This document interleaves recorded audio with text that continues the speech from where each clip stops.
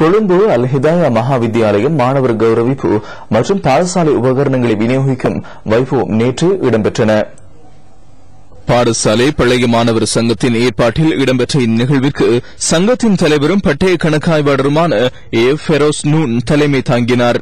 கடந்த 5 ஆண்டுகளாக நடைபெற்று வரும் மாணவர்களின் கல்விக் கண்ணை திறந்து வைக்கும் மனிதாபிமான செயல்திட்டத்தை பழைய மாணவர் சங்கம் முன்னெடுத்து வருகிறது.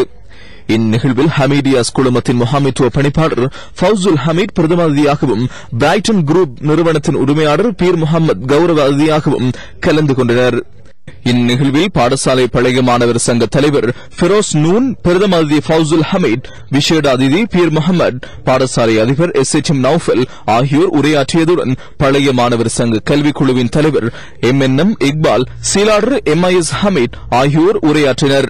சங்கத்தின் சீலாளர் MS அப்துல் லத்தீப் வரவேற்பா பொழிந்தார். சங்கத்தின் பத்திராதிபர் MRM இஃப்திகார் நன்றி உரையாற்றினார்.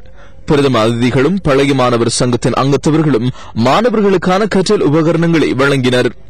தரம் 1 முதல் 11 வரை கல்வி கற்கும் முதல் 5 இடங்களை பெற்ற மாணவர்கள் 150 பேருக்கு இங்கு கற்றல் உபகரணங்கள் வழங்கப்பட்டன. மாணவர்களின் கலாச்சார நிகழ்ச்சிகளும் இங்கு இடம்பெற்றன.